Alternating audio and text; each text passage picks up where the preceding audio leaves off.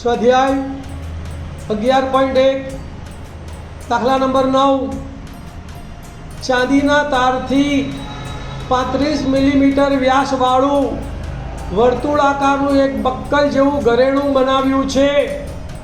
આકૃતિ 11.9 માં બતાવ્યા પ્રમાણે વર્તુળને 10 સમાન વૃત્તાંશમાં વિભાજિત કરે તેવા 5 વ્યાસ બનાવવામાં પણ તારનો ઉપયોગ કર્યો છે. નંબર 1 જરૂરી ચાંદીના તારની કુલ લંબાઈ શોધો. નંબર 2 ઘરેણાના દરેક વૃત્તાંશનું ક્ષેત્રફળ શોધો. ધ્યાન આપજો ભાઈ. શું કહે છે આપણને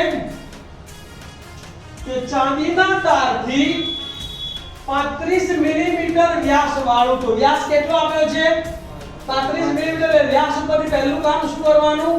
ત્રિજ્યા શોધવાની. તો ત્રિજ્યા બરાબર વ્યાસ ભાગ્યા 2 કરીશું એટલે 35/2 મિલીમીટર. અહીંયા 2 નો ભાગાકાર કરવાનો નહીં. વર્તુળાકારનું એક બક્કલ જેવું ઘરેણું બનાવ્યું છે. તો જુઓ આ એક વર્તુળાકારનું બક્કલ જેવું ઘરેણું છે. હવે એમાં બીજી શરત આપી છે, વર્તુળને 10 સમાન વૃત્તાંશમાં, વર્તુળના કેટલા ભાગ કર્યા છે 10, વિભાજિત કરે તેવા 5 વ્યાસ બનાવવામાં પણ તારનો ઉપયોગ કર્યો છે. જુઓ આ એક વ્યાસ, આ બીજો વ્યાસ, આ ત્રીજો વ્યાસ, આ ચોથો વ્યાસ અને આ પાંચમો વ્યાસ. 5 વ્યાસ બનાવવામાં પણ તાર વપરાયો છે. તો પહેલો પ્રશ્ન શું છે આપણને કે જરૂરી ચાંદીના તારની કુલ લંબાઈ શોધો.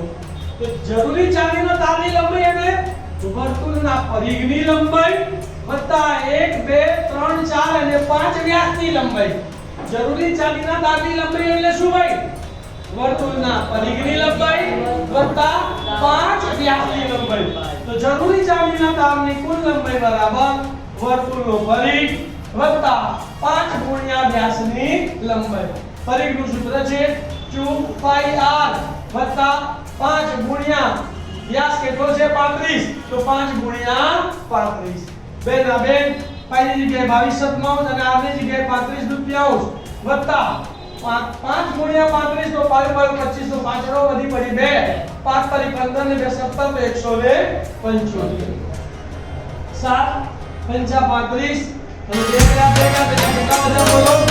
22 અને 22 બચ્યા ને 5 બચ્યા તો 22 બચ્યા 110 વત્તા 175. 5 વત્તા 0 એટલે 5, 7 વત્તા 1 એટલે 8, 1 વત્તા 1 એટલે 2. તો જરૂરી ચાંદીના તારની કુલ લંબાઈ 285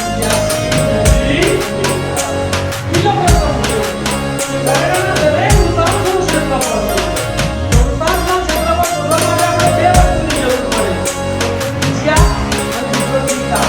તો ત્રિજ્યા આપણને ખબર છે કેટલી છે 35.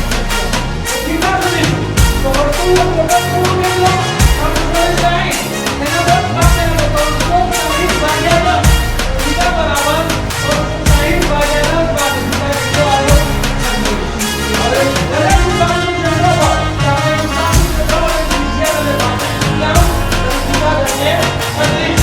દરેક વૃત્તાંશનું ક્ષેત્રફળ બરાબર પાઈ r ગુણ્યા થીટા upon 360. કિંમત મૂકું પાઈની જગ્યાએ 22 ગુણ્યા r સ્ક્વેર છે એટલે 7 બરાબર 35. કેટલી વાર લખવાના? 2 વાર. તો 35 ગુણ્યા 35 છેદમાં 2 ગુણ્યા 2. થીટા કેટલો છે 36 અને છેદમાં 360 છે. થોડા બધું ધ્યાન આપો. 36 થીટા 36 અને 36